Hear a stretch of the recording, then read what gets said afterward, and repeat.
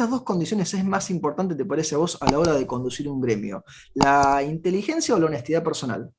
La honestidad personal, sin duda. Sin duda. Me parece que como una regla para la vida, ¿no? O sea, es lo que es el capital o la herencia que nos han dejado nuestros padres, digamos, ¿no? En eso.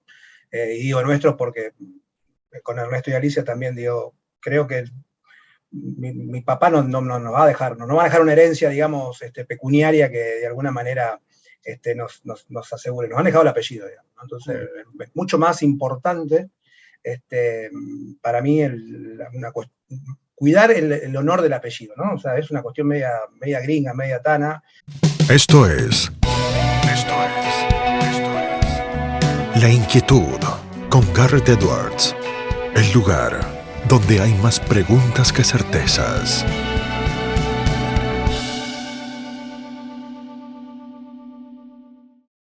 Damos vuelta de página aquí en La Inquietud por CNN Radio Rosario. Hoy tenemos un enorme honor, placer y privilegio. Él es abogado, especialista en comunicación política, presidente de Logaritmo. Es además el secretario general de SADOP Rosario, el Sindicato Argentino de Docentes Privados. Él se define a sí mismo como polémico de Twitter, y yo estoy de acuerdo, a él le gusta la red social, está en todas las redes sociales, pero a esa le dedica un tiempo particular cuando tiene un minuto como para poder opinar, y es además un amigo, es Martín Lucero. Martín, ¿cómo estás? Garrett Edwards te saluda. Hola, Garrett, ¿cómo andás? Placer tenerte aquí con nosotros. Mucho para charlar. Sabés que en La Inquietud nos tomamos el tiempo para discutir de cosas que no son a lo mejor las habituales. Yo te conozco desde hace varios años. Mis padres te conocen desde hace muchísimo más y Era me muy consta, pequeñito. desde muy pequeñito, cuando no tenía barba. Exacto. Y ellos siempre han ponderado tu inteligencia y tu honestidad personal. ¿Cuál de estas dos condiciones es más importante, te parece a vos, a la hora de conducir un gremio? ¿La inteligencia o la honestidad personal? La honestidad personal, sin duda. Sin duda. Me parece que como una regla para la vida, ¿no? O sea, es lo que es el capital o la herencia que nos han dejado nuestros padres, digamos, ¿no? En eso. Y digo nuestros porque con Ernesto y Alicia también digo, creo que mi papá nos va a dejar, no nos va a dejar una herencia, digamos, pecuniaria que de alguna manera nos asegure. Nos han dejado el apellido, digamos, ¿no? Entonces, es mucho más importante para mí cuidar el honor del apellido, ¿no? O sea, es una cuestión media gringa, media tana, aunque mis raíces no son ni italianas ni españolas, pero la verdad es que siempre como un mandato respecto de eso, más que de la inteligencia, porque en realidad uno sabe que la inteligencia es importante, lo que definamos por inteligencia, ¿no? Sí, sí, Pero hay distintos digo, tipos de inteligencias, la ni más ni menos, emocional, pero la que digo, tiene que ver con la de la calle, la que tiene que ver con los libros y un montón más que seguro se nos escapan en esa. pero la verdad es que un esforzado le puede ganar a un inteligente estudiando, le puede ganar a un inteligente gente, hay gente que es mucho más leída que uno, digamos, yo creo que los pilares de la formación que uno trae de casa, nosotros no vengo de una familia, si se quiere, con antecedentes en el sindicalismo, ni soy primera generación de profesionales de toda la familia, digamos, ¿no? Hoy yo ya entre mis primos y mi familia más amplia ya hay un montón tengo primos abogados, contadores, pero el primero fui yo. O sea, fue la primera generación que se recibió, salvo el caso muy particular de mamá, que es licenciada en ciencia cooperativa, una carrera que habrá existido muy pocos años en la Universidad Católica de Santa Fe. Mamá y papá son de Santa Fe capital. Y salvo la experiencia de mamá, digamos, el resto no había llegado a la universidad. Y ahora, ¿viste? Entonces, todo ese mandato, digo, yo eso lo superás. Inteligencia se supera también con esfuerzo, o se logra también Disciplina, con esfuerzo y sacrificio. sacrificio y un montón de cosas. Creo que la honestidad no es reemplazable por otras cosas, digamos. O sea, vos no podés enmascarar la honestidad. Y me parece que en eso, y con Sí, honestidad no, no, hablo no es algo que puedas además ir a comprar, que esté empaquetado o que te lo puedan. A ver, sí se puede a lo mejor aprender de las experiencias de los demás y de los ejemplos de los demás, pero uno no va a la alacena y lo agarra. Acá tenemos la honestidad y la cargamos en el sistema. No, y creo que además es una cosa que te permite andar tranquilo. Yo digo, después el concepto se fue ampliando, uno cuando van pasando los años. También creo que la honestidad es algo es algo que te permite poner la cabeza en la almohada, pero en todos los aspectos, digamos, de cómo vos ves la honestidad, ¿no? O sea, no solamente en el no robar, que pone lo que uno la gente, o de no tocar lo que no es de uno, sino la honestidad intelectual. Dices, che, hoy duermo porque dije lo que pienso, hicimos lo que sentíamos, y fuiste honesto con vos mismo. De última, me parece que en eso también es lo que alguna gente llama coherencia, en realidad Claro. es honestidad con vos mismo. Digamos, ¿no? Sostenida en el tiempo, como se habla muchas veces, que me parece que los argentinos tenemos el concepto a mano, que uno pueda resistir el archivo, ¿no? Exacto, exacto. Entonces digo, después tenés determinados cánones de indulgencia con uno mismo, digo, uno se equivoca, aprende. Seguramente hoy no pienso lo mismo que pensaba hace 20, 25 años. Yo siempre cuento una anécdota, digamos. Yo no fui un gran estudiante en la facultad.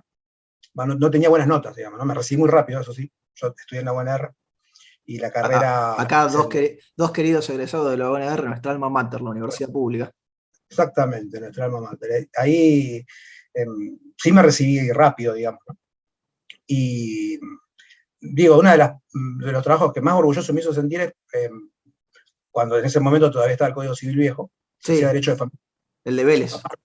El de Vélez. Y un trabajo que fundamentaba, digamos, de por qué no había que permitir la adopción entre parejas del mismo sexo. Y estaba convencido en ese momento de eso, estaba seguro de que eso era de ese momento. Sí, estamos hablando año, familia lo habré hecho en el 99, ponele. Claro. Y el mundo cambió, digamos. Sí, con el completamente. Mundo también. Entonces, lo charlo con mis amigos y lo cuento como una anécdota, porque en realidad también es ser honesto, animarse a cambiar, o asumir que uno estaba equivocado, también es un producto de la honestidad y te deja vivir con... Sí, claro, lo preocupante sería que uno nunca cambie de posiciones y que uno nunca tenga la posibilidad de ir evolucionando y mejorando en sus posturas. Martín, te conecto con otra cuestión, hablando de cómo uno va cambiando a través del tiempo la apreciación, ¿no?, de la situación, con algo que lo hemos charlado muchas veces, tanto en el aire como fuera del aire, que tiene que ver con la pandemia y la educación. ¿Cómo vas viendo ya a 2 años de todo esto? ¿Qué sentís que ha cambiado para siempre en el mundo educativo producto de la pandemia? Y que ya ahí ponés el pie y decís, esto me parece que cambió. Para bien o para mal, ojo. Mirá, yo creo que la irrupción de lo virtual de alguna manera va a dejar una huella. No lo hemos somatizado todavía, o sea, no salimos, digamos, ahora vamos a arrancar el ciclo lectivo 2022 y va a ser lo más parecido, uno espera, a lo que fue el ciclo lectivo 2019. Que fue cuesta, viste, pasó hace tanto tiempo que uno tiene que hacer ahí el esfuerzo con el número. 2019, que fue el último ciclo lectivo prepandémico, si se quiere, de alguna manera. Y bueno, ahí digo, uno ve que está dando vuelta el tema de la virtualidad, que va a quedar, que de alguna forma, ahora no se ha somatizado, o sea, no lo hemos incorporado. Uno hubiera esperado que ya para este momento era una oportunidad muy grande para meter algunos contenidos virtuales o alguna formación o algún itinerario en el campo de la educación virtual y demás, y creo que ha quedado ahí en el aire, pero está. Y vos lo charlabas también, Martín, con la cuestión de que haya un verdadero acceso a lo tecnológico y a la posibilidad de conectarse, incluso con estos días cuando reaparecía el programa Conectar a Igualdad a nivel nacional y cómo eso se conecta con la provincia de Santa Fe en particular. Claro, porque ahí tenés, el Conectar a Igualdad, por ejemplo, es un buen ejemplo de lo que podríamos utilizar de manera positiva, ¿no? Más allá de la polémica esta media recurrente de que se deja fuera del programa las escuelas privadas, o una visión muy porteñocéntrica, o sea, la realidad es que seguramente quienes formulan el programa entienden que en el resto del país todos los colegios privados son como los de Capital Federal, y no pasa eso, la verdad que tiene otra concepción bastante distinta, otra injerencia bastante distinta a la escuela privada. Pero fuera de eso, ahí hay un cambio de época, claramente, porque en el 2014, que fue la primera formulación del Conectar Igualdad, lo realmente progre era que al niño, la niña, el adolescente en este caso, de la escuela secundaria, le llegaba el equipo, ¿no? El aparato, claro. Lo que se toca. Cuando todavía no era demasiado común que todo el mundo tuviera una computadora portátil en la casa. A lo mejor había una computadora de escritorio, como la llamábamos antes, y con suerte. Exacto. Y ahora nos dimos cuenta, digamos, o sea, o como sociedad deberíamos haber aprendido que ya el aparato, si no tiene con qué conectarse, no sirve para nada. O sea, está fuera del Se mundo. convierte en un pisapapeles, Exactamente. claro. Entonces, digo, me parece que ahí tenés una oportunidad, ¿no? O sea, en eso, digo, más allá del debate de la ley de conectividad en Santa Fe, si es lo adecuado, no es el mecanismo, el camino que ha elegido el gobierno, no. Lo que está claro es que un desafío de la política pública tiene que ser que la conectividad llegue a todos los rincones del país, ¿no? O en este Claro. caso, a los rincones de la provincia. Después está claramente qué es lo que usa el Estado, qué es lo que hace el Estado por sí, qué es lo que el Estado terceriza, concesiona o deja en manos de la iniciativa privada. Y en eso creo que hay un camino a recorrer en el tema de conectividad, porque claramente van en el rubro, no sé si hoy calificarlo como servicio público, digamos, porque quizás hasta Sí, nuestra propia a ver, concepción incluso en algunos lugares, así como se ha hablado del agua como derecho humano, lo cual es muy lógico, también se habla de la conectividad, ¿no? Como derecho humano. Después, cómo se operativiza eso en el campo es otro tema aparte, ¿no?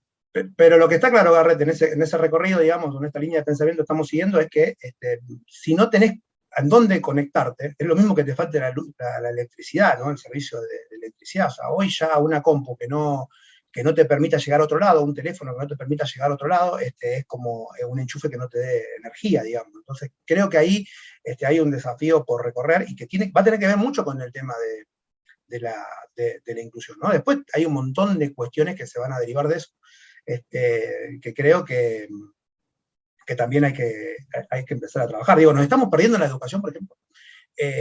Viste que se habla mucho en Mercado Libre, ¿no? Que es así como Sí. la estrella de los unicornios o este tipo Sí, sí, que vale no sé cuántas veces más que YPF, que es la empresa argentina pública que más vale. Claro, ni más ni menos. Entonces digo, en ese contexto nos estamos perdiendo un montón de cosas, ¿no? Porque somos usuarios de este tipo de plataformas y demás. Te das cuenta que hay un montón de cuestiones vinculadas, por ejemplo, rápidamente a cuestiones del consumidor, a cuestiones de datos personales, a cuestiones Sí, esas cosas hay que enseñarlas en la escuela. sí, O sea, sí, sí, porque es parte del ejercicio ciudadano. tienen que ver con la posibilidad después, como vos decís, de poder ejercer los derechos cuando uno es adulto para defenderse, para entender cómo funcionan las cosas, a ver, o incluso para conseguir trabajos. Sin duda, y aparte creo, digo, que se vuelve en una cuestión recurrente, ¿no? Vos tenés hoy en Mercado Libre, no estoy diciendo propaganda capaz, pero bueno. Sí, no, no pasa nada, no pasa nada, se entiende Mercado Libre perfectamente. te lleva Mercado Pago. Le Ya vamos mandamos un saludo a Marcos Galperín. claro, que no necesita nuestra propaganda, precisamente, pero Mercado Libre te lleva Mercado Pago. O sea, ya Sí, entras en el circuito financiero propiamente dicho, digamos, y por ejemplo, ahora tuvimos la oportunidad de ir con la familia unos días a Mendoza, ¿no? sí, Y en los lugares de la montaña, donde la conectividad, obviamente por los accidentes geográficos, por lo menos en nuestro claro. país, más complicado en tener línea telefónica, señal de teléfono, o sea, era más fácil tener internet en algunos lugares, todo es con Mercado Pago. Y si querés, vamos a Santa Fe, el ejemplo de Billetera Santa Fe, cuyo uso está Que fue muy exitosa difundido, para muchísima gente. y el mecanismo, digamos, el mecanismo de billetera, digamos, Sí, ¿no? O sí, sea, y es un mecanismo que incluso para muchas cuestiones que tienen que ver con la prevención del lavado de activos pueden llegar a ayudar porque son rastreables, tienen trazabilidad. que es una cosa fantástica, me parece. Y en eso me parece, ahí digo, ¿no? O sea, vos irte de vacaciones y que la forma de poder pagar sea con tu teléfono a través de Mercado Pago, es toda una definición, digamos. Y creo que nosotros a nuestros alumnos, a nuestras alumnas, esas herramientas se las vamos a tener que dar. Porque, bueno, Claro. obviamente todo te habilitan con un correo electrónico, hoy la aplicación Mi Argentina te permite trabajar con el DNI digital, que siempre me retás porque yo subo las fotos de mi diploma a veces, con los datos, pero digo, el DNI digital, el certificado de vacunación, o lo que ahora llaman paso sanitario, o sea, tiene el quit, o sea, yo no había revisado bien todas las cuestiones digitales que hay puestas en la aplicación, pero en realidad tu vida la podés tener en Sí, sí, prácticamente podrías no llevar la billetera en algún momento y tenerlo todo ahí. Y los chicos mucho de eso lo vivencian fuera de la escuela y pueden también aportar conocimiento para que haya un ida y vuelta, digo, porque hay Claro, veces que los nativos digitales incluso tienen... es un cambio de paradigma, porque nuestra primera impresión es, ojo, cuidemos los datos personales, o sea, no le des tu teléfono a nadie, no le des tu correo a nadie, no le des tus redes sociales a nadie, y el mundo va para otro lado. O sea, en realidad, mientras vos le decís todo eso a los niños, a las niñas, a los adolescentes, obviamente en una cuestión de cuidado hay que seguir cuidándose, de la misma manera que vos decís, ojo, si se va al boliche, fíjate a qué horas volvés, con quién volvés. La realidad es que el mundo te va llevando a que en todos lados vos quieras hacer un pedido por internet y hay que dejar un bagaje de datos ahí. Sí, una huella. Hay que tener cuidado. Y esa formación, ¿dónde se la damos? Claro. O sea, la virtualidad llegó para quedarse porque ya nos cambió el mecanismo de consumo. Bueno, o sea, las cadenas las plataformas de pedido sí, de delivery. digamos. O sea, es lo más común del mundo. Acá no hay tanto el tema de Uber, pero uno ve por ahí, bueno, ahí en Estados Unidos, vos conocerás mejor, pero la realidad es que uno ve lo más común es llamar un Uber y ya está. Y eso también está virtualizado. Sí, es parte de la sociedad y de la cultura. Geolocalización y cosas. Entonces me parece que eso vino para quedarse. Hay una oportunidad. Hay una oportunidad. Martín, te sigo con la coyuntura. Se habla probablemente con razón que el área del gobierno provincial santafesino con resultados más deficientes es seguridad. No nos vamos a meter a analizar ahora eso. Sin embargo, el área de educación viene mostrando algunos resultados que quizá podrían calificarse de pésimos, ¿no? ¿Vos cómo evalúas la gestión de Adriana Cantero como ministra en lo educativo y el vínculo con los docentes y con los gremios? No, yo creo que, por lo menos de las que me tocó vivir a mí, esta tiene que ser la gestión menos exitosa, digamos, por llamarla de alguna manera, por no decir la peor. Pero sí, está siendo amable ahí. Estoy en eso, digo, me parece que entiendo que hay una coyuntura que afrontó esta gestión que no la afrontaron las anteriores, pero me parece que quedan un montón de cosas en el debe que no se han podido resolver. Digo. Me parece que había oportunidades dentro del sistema educativo para desarrollar un montón de cuestiones innovadoras y seguimos en una mecánica pedagógica, didáctica, de perspectiva, si querés, o de planificación que atrasa un montón. ¿Vos decís que es de la época de la didáctica de Comenio? Más o menos, digamos. No, yo digo que incluso Tacomeño te diría hoy quizás, o te daría otras respuestas. Hay que leer Comenio de vuelta. No, sí, digo, Comenio, quizás se han quedado en otras cosas. Él era un crack, por eso es que lo seguimos citando, digo, en el siglo XXI. A ver, planteo de cosas sencillas. Creo que estamos hablando de la educación virtual o de la educación mediada por tecnología. La producción del contenido. O sea, nosotros para estar charlando hoy, para la gente que nos ve, nos acomodamos la cámara, tiene que encuadrar, entonces nosotros lo hacemos caseramente. Nos emperifollamos, ponemos el micrófono y demás, sí. Juntamos la cámara para mostrar lo que queremos que se vea, lo que no queremos no se vea. Si yo tengo una tabla de planchar ahí, ustedes no la ven. Los que nos estén viendo, además de escuchando, se imaginan que del otro lado de la cámara a lo mejor tenemos un desorden descomunal, ¿o no? O no. Entonces me parece que en ese tipo de cuestiones hay cosas que tienen que ver con la producción de contenido. ¿No? Entonces, si nosotros vamos a producir contenido para dar en la escuela, el contenido como mínimo tiene que ser atractivo para los adolescentes o para los niños, niñas. Digo. Competimos con Netflix, con Amazon, con HBO, con lo que sea. Digo, uno le dice, yo se lo digo por lo menos a mis alumnos, no es fácil, digo, porque siempre es más divertido a lo mejor mirarte 30, 40 minutos de Netflix que mirarte 30, 40 minutos de Zoom. Y vos fijate que hoy, en la formación docente que manda el Ministerio de Educación, se hace lo virtual, viene montado en presentaciones de YouTube, en la cual hay una pasada de fotos al estilo de cumpleaños de 15, que era lo novedoso cuando lleva los cumpleaños de 15. Sí, vamos a ver las diapositivas. Vamos pasando diapositivas, viste, con una música atrás. Y la verdad es que me parece que el mensaje en eso ya es contradictorio.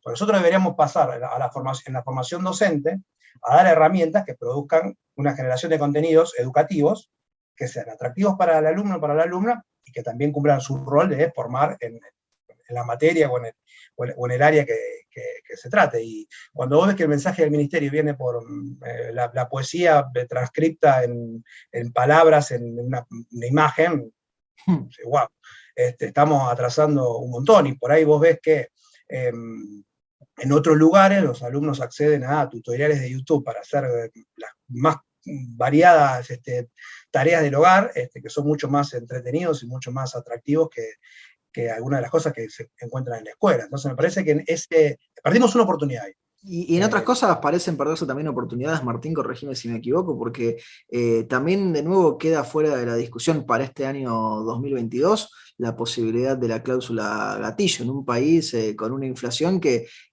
uno lo ve los últimos, a ver, desde que se cayó la convertibilidad no hemos tenido años sin inflación. Claro, a ver, hay un tema que hay que revisar, digamos, también hacia adentro. Yo creo que la cláusula gatillo sirvió en su momento.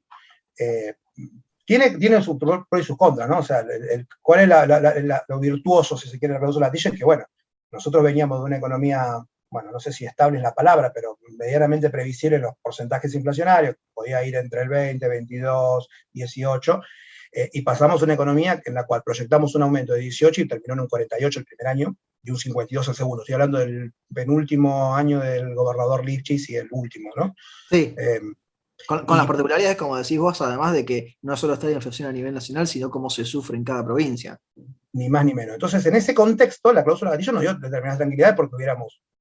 La segunda discusión depende de la voluntad del gobierno siempre, ¿no? O sea, si no te llaman, ya no había pasado.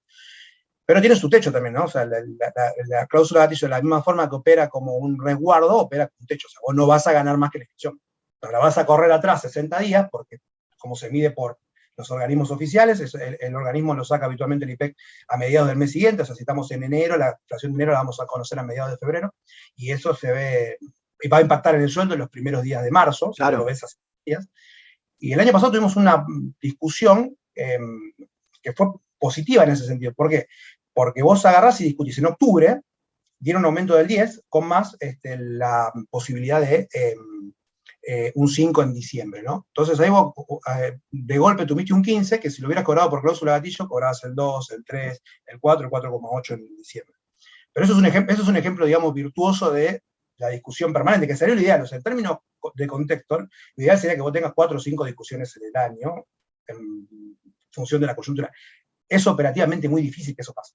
Sí, porque si tenés que andar preparando las reuniones, discutiendo punto por punto, en el medio, a ver, es como querer cambiarte las zapatillas mientras estás corriendo la maratón. Y es un problema porque en realidad depende mucho de la voluntad política del gobierno. También. ¿No? Entonces, corre la urgencia, y bueno, hubo una inundación, hubo otra necesidad, cosa, y no te llamaron a paritaria y vos quedaste 20 puntos para atrás. Te pregunto, Martín, te llevo ya más a otros planos, quizá no tan coyunturales. Todos más o menos conocemos la diferencia conceptual entre filosofía, ideología, política, partidismo. Respecto de los tres primeros, nadie cuestiona estar posicionado, ¿no? Filosofía, ideología y política. ¿Qué sucede y cómo se interpreta cuando una entidad gremial se define partidariamente y no filosófica, ideológica o políticamente? Bueno, me parece que ahí tenemos hay una historia, digamos, ¿no? en la Argentina que tiene que ver con la vinculación del movimiento obrero con el peronismo, que, bueno, nos trasciende, digamos, y nos preexiste y nos va a trascender. Creo que en eso hay. Lo que sí hay que entender que así como la sociedad ha mutado, digamos, y pasamos a un sistema bipartidista a nuevas expresiones, como el caso de Juntos por el Cambio, o gobiernos de coalición, ¿no? Incluso hasta el mismo Frente de Todos, hoy de alguna manera lo es, aunque tiene una fuerte impronta del Partido Justicialista. Definir político partidariamente el sindicato es complicado. Creo que no va a tono con lo que expresan hoy los trabajadores y las trabajadoras. Que también, tienen todos distintas posturas, pero comparten un mismo gremio y un mismo espacio de trabajo. Seguro, entonces digo, también ahí está la responsabilidad de la conducción del momento, ¿no? Nosotros somos de la idea de separar estas cuestiones, las cuestiones individuales de la cuestión colectiva, ¿no? Y además, tenemos un sindicato en el cual el sujeto colectivo que representamos, cuestiona mucho este tipo de situación, ¿no? O sea, no es que vos vas a decir, che, bueno, ahora todos los docentes de escuelas privadas van y votan a Garrett porque lo dice el sindicato. No va a pasar, o sea, lo más probable obvio. Que cuentes con una reunión y diga, no, ninguno vamos a votar a Garrett porque vos dijiste que lo hagamos. O sea, justamente lo contrario, ahora que lo mencionaste va a ser lo opuesto. Me parece que no. Y aparte, también creo que la situación de los sindicatos docentes en ese contexto, para hacer un sindicato oficialista, como dijo alguna vez algún amigo, tenés que ser un sindicato muy grande y muy, muy poderoso, ¿no? Claro. Jimmy Hoffa. Si no, no puede ser por un salario. Gran película el irlandés, que seguro la viste. Sí. Entonces digo, me parece que no tenés que. Es muy difícil ser oficialista con salarios de clase media, ¿no? Creo que ahí hay una mecánica que lleva muchas veces a la cuestión contestataria con el gobierno de turno. Y por eso algunos sorprendían y dicen, no, ¿por qué? Si antes, mirá, los docentes le han hecho paro a todos los gobiernos de todos los signos políticos que ha habido, por lo menos de vuelta a la democracia para acá, que es lo que uno conoce un poco más, siempre ha habido paros y tiene que ver con esa mecánica. Yo creo que no hay que, creo que ser respetuoso a la historia, o sea, no la podemos cambiar, y no es necesario hacer un revisionismo crónico de eso, pero sí creo que la actualidad exige determinadas aperturas que van de la mano a lo que va la sociedad, ¿no? Hoy mucha gente que votaba el socialismo quizás vota el PRO, y claro. Nuestro contexto anterior eso no hubiera sido posible, y ahora te diría que habitual, digamos, y me parece que eso también se va a ver reflejado en la organización. Y yo te conozco, Martín, sé tus posturas democráticas en todos estos temas y es por eso muy interesante cuál puede ser el aporte que nos podés hacer con otro tema que siempre se discute mucho en lo que tiene que ver con la esfera pública, porque desde ciertos sectores se cuestionan las permanencias prolongadas a nivel gremial de dirigentes que se mantienen durante décadas. ¿Vos cómo evaluás ese tema? Yo creo que precisamente hay que ser muy respetuoso de la autonomía de las organizaciones. O sea, hay sindicatos en donde los estatutos no permiten la reelección indefinida. Otros sí. La realidad es que la gente termina eligiendo a las autoridades. Si vos me preguntás a mí, yo creo que hay que hacer un profundo replanteo respecto de la autorización de algunos estatutos. O sea, no puede suceder, o no debería ser correcto, que vos para ser secretario general del sindicato debas cumplir más requisitos que para ser astronauta de la NASA, digamos, ¿no? O sea, eso no debería pasar, porque eso es lo que es limitante de la posibilidad. Ahora, después, claro, si la gente te reelige una vez, te reelige dos, te reelige tres. Sí, es como cuando ya a veces la discusión, Angela Merkel estuvo X cantidad de años, 16 años, como canciller alemana. ¿Eso es bueno o malo? Y depende del contexto, ¿no? La respuesta. Siempre. Evidentemente para los alemanes es bueno. Y sí, si bueno, la tuvieron tanto tiempo. Para Europa en su conjunto. Pero la verdad es que creo que a nadie se le ocurriría, ¿ves? Ahí tenés un ejemplo. A la Unión Europea no se le ocurriría presentar un proyecto de ley para que en sus países miembros haya alguna limitación de reelección en los mandatos. O sea, no pasaría. Sí. Acá el Congreso cada 2 por 3 dice, bueno, vamos a hacer una limitación de mandatos en los sindicatos. Sí, sí. Si vos, o como pasa incluso ahora con los intendentes en Provincia de Buenos Aires, un día los limitamos a todos y otros días se los abrimos a todos, porque no nos ponemos de acuerdo en el tiempo ni siquiera con el criterio. Pero incluso hasta hay una cuestión de desconocimiento crónico, porque en realidad yo puedo limitar las reelecciones en los sindicatos a una reelección, ¿no? Como Loga, digamos, Loga, que vos mencionabas, se acaba el mandato dentro de poquito porque es una reelección y se acaba. 2 años de mandato, 2 años más y basta. Tiene que venir otro compañero a reemplazarte. Bien del Poli, digamos, es un estatuto del 74 el que tenemos vigente. Ahora, en el sindicato, vos podés limitar las reelecciones. Vamos a suponer mañana hacer una ley que fuera constitucional eso. Sí, se aprueba ahora, según los mecanismos constitucionales y demás. Si yo tengo un estatuto que dificulta mucho la posibilidad de acceder al cargo de secretario general, el contexto de la democratización del sindicato, por la mera fractura o por el mero corte de la posibilidad de reelección indefinida, no se democratiza. Porque si tenés que cambiar astronauta por astronauta, en el ejemplo anterior, digamos. Entonces, creo que lo que debería hacerse es un control estatutario. Claro, administrativo, en la parte previa, digamos, ¿no? Cuando se da la personalidad, de que este tipo de cosas no pasen. Habitualmente, insisto, me parece que se busca mucho más el titular que la solución del problema que se ve si fuera algún problema para alguien. Pero esencialmente el debate me parece que le erra a Garrett es que yo voy a votar a Edwards y no me gusta Edwards, entonces hago una ley para limitar a él. O sea, no me gusta, cambio de una ley con nombre y apellido. Y no solucioné el problema de fondo, en realidad, que es quizás que realmente me preocupa la y a lo mejor generaste otros, sin pensarlo. Generás otros, y generás otros. Entonces, creo que, y esencialmente ahí se adolece que quienes proponen e impulsan este tipo de leyes no son personas del palo. Entonces, y no consultan a las personas del palo. Claro, ahí está. Y al no saber esto, digamos, es decir, mirá, si en realidad vos no cambiás el estatuto, por más que vos le emités la reelección, mañana viene algo que le molesta. Una cuestión que podría llegar a ser molesta, ¿no? Que dice, bueno, está bien, no está más Martín, está Ulises, que es mi hijo. Claro. Está, y la gente dice, bueno, pero entonces ahí caemos. Y te van a decir, pero nosotros estamos respetando el texto de la ley, lo que está escrito es que yo no puedo. Claro, entonces, digo, me parece que lo que hay que buscar es por otros lados, que realmente sí las organizaciones de trabajadores y trabajadoras representan a ese grupo de trabajadores y trabajadoras. También molesta, digamos, obviamente, porque creo que en el fondo hay lo que molesta el peso específico y el poder que tiene la representación sindical en la República Argentina en su conjunto, ¿no? Entonces, si el problema es un problema de representación o el peso que tienen en algunas decisiones, bueno, a quien no le guste, porque tiene otra idea, otra ideología, tiene que tratar de analizar ese problema y tratar de resolver eso, que no se resuelve con esto, digamos. O sea, es otro el mecanismo, porque la verdad sea dicha, después cuando vienen elecciones, sean de derecha o izquierda, salen todos a buscar algún sindicato que les haga de mascarón, digamos, en el movimiento obrero. Entonces creo que lo que hay que pensar profundamente es qué es lo que molesta, qué es lo que está bien, qué es lo que está mal. Evidentemente hay cosas que hay que mejorar y hay cosas que están bien, digamos. Y creo que en eso hay que ser muy coherente, si se quiere, y solvente. Pero más que nada eso, parece que hay mucha ignorancia sobre algunas cosas que se plantean. Las soluciones no curan el mal que se dice buscar arreglar, ¿no? Martín, mencionabas recién a Logaritmo, sos presidente de Logaritmo, una tradicional entidad deportiva rosarina. Me consta tu amor por el deporte, nosotros compartimos muchas veces charlas sobre un deporte en particular, el fútbol americano, pero la pregunta va por otro lado. ¿Cuál vínculo ves entre el deporte y la educación, la función formativa de un club para los niños, niñas y adolescentes?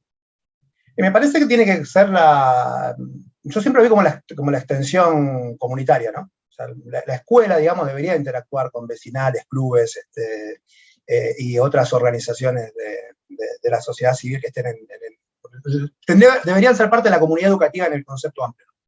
Entonces, la posibilidad de realizar un montón de cosas que vos no podés realizar en el ámbito escolar, deberías poder realizar en los clubes. Y los clubes deberían ayudar a la formación en valores, en habilidades, en destreza, en integración social.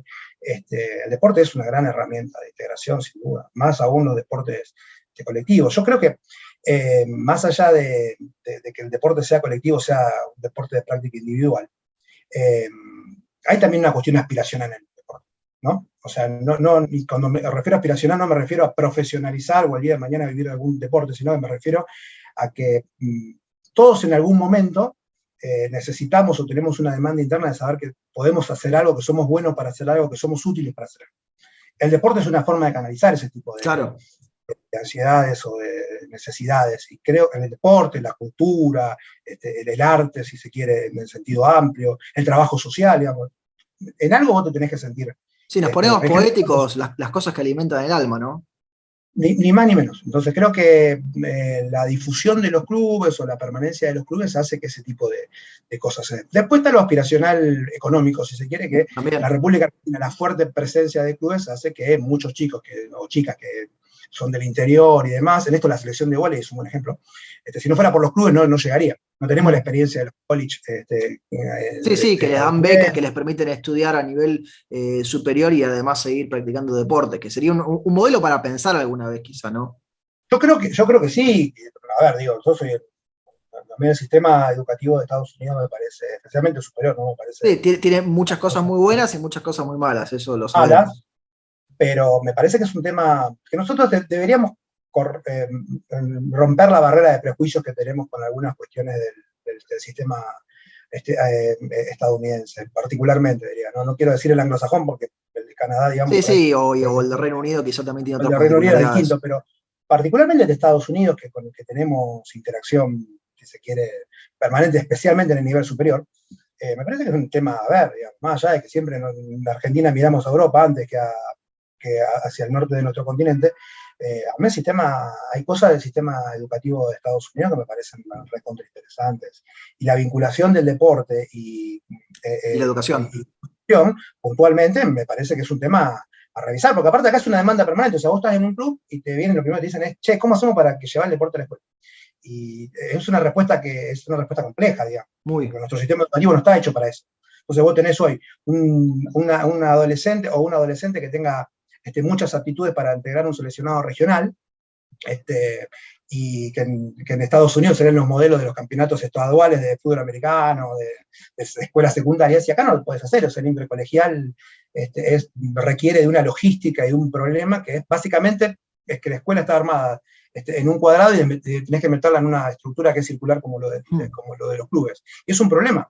Es un problema. Entonces seguís alimentando, en vez de lograr que se integren a hacer deporte, chicos que no lo están haciendo, chicas que no lo están haciendo, haces que el equipo, el seleccionado de escolar, sea un seleccionado de chicos que practican el deporte en sus clubes y que se junten a jugar con sus compañeros de curso en ese momento. Eso es lo que habría que cambiar, digamos, o que modificar.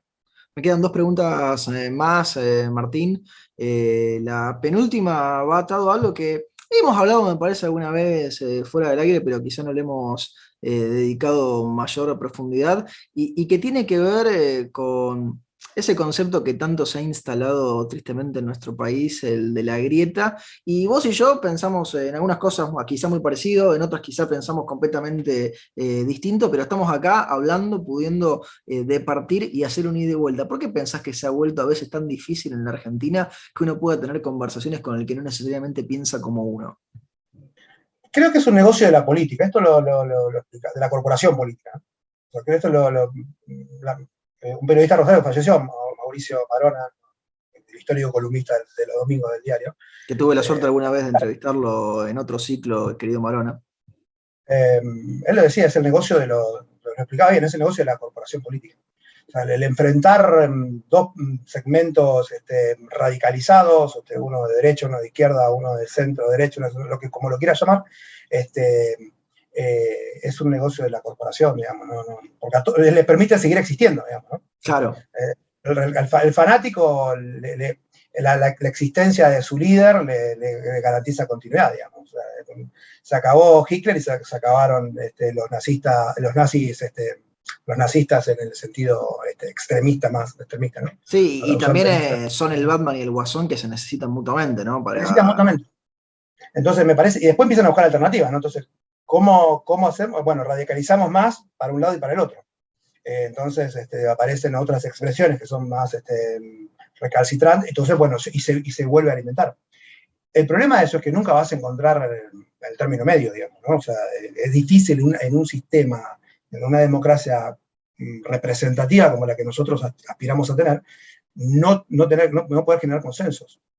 Y una gran parte de los problemas que nosotros estamos teniendo hoy como país, como sociedad, tienen que ver con la dificultad de generar consensos. Y para generar consensos yo tengo que entender por qué vos pensás distinto a mí. Claro. Es la empatía, es ponerse en el lugar del otro para tratar de entender cuál es el proceso lógico y emotivo por el que está pasando el otro. Sin dudas, y para poder, y si yo te entiendo, posiblemente podamos llegar a algunos acuerdos en algunos puntos, en otros evidentemente no, pero tiene mucho que ver con a ver, nunca podremos crear a gente acá, insisto, está muy, miramos siempre a Europa, entonces se habla tantas veces del famoso, la Moncloa argentino, hacer un pacto de la Moncloa acá, y la verdad es que eso es impensable. Si yo no me puedo sentar con vos a definir 10 puntos que creemos que sean importantes para la Argentina como Estado, como política pública permanente en los próximos 50, 60 años. Y eso hoy, con los actores políticos relevantes de la Argentina, de todos los campos, de todos los sectores políticos, es bastante difícil de pensar. Es bastante difícil de pensar. Porque lo primero que se niega es como yo tengo que, mi idea tiene que destruir a la otra persona, lo primero que pienso es cancelar al otro. Entonces, todo lo que diga Garrett a mí no me va a... Sí, no vale, aunque diga exactamente lo que a mí me gusta. Exactamente. O sea, entonces eso lleva a situaciones que hoy hacen difícil pensar en ese tipo de cosas. Creo que las generaciones que vienen un poco más abajo quizás sean un poco más receptivas a esto, van a estar menos ideologizadas, o van a tener otra ideología quizás, menos rancia que en la que hemos sido formados algunos de nosotros, pero la realidad es que a mí me parece que es muy difícil salir de la grieta hoy en la coyuntura, porque en realidad es muy permanente y es muy funcional a los volantazos de los gobiernos de turno.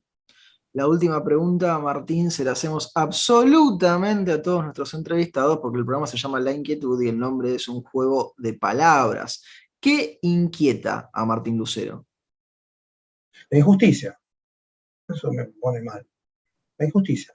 Que que se den situaciones en las cuales haya mejores y peores, o sea, que haya diferencias en el trato que se le da a la gente, que haya gobiernos que no respondan a los mandatos que le han dado, la pobreza en el mundo, digamos. La injusticia me inquieta terriblemente, porque no le encuentro, vivo pensando en las causas y no le encuentro, no hay una solución, no existe la justicia, ¿no? O sea, que es la justicia, decía Kelsen en su momento, para terminar diciendo, haciendo todo su alegato relativista del tema, pero es un gran libro.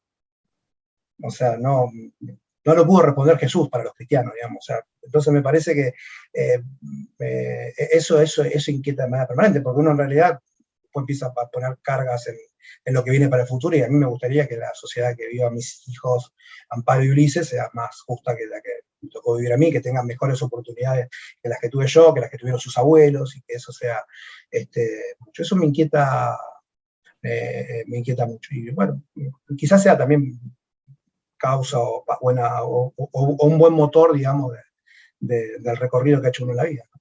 Por lo menos hasta acá.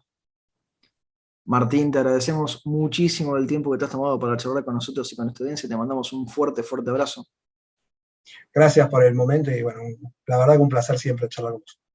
Lo teníamos a Martín Lucero aquí en La Inquietud por CNN Radio Rosario.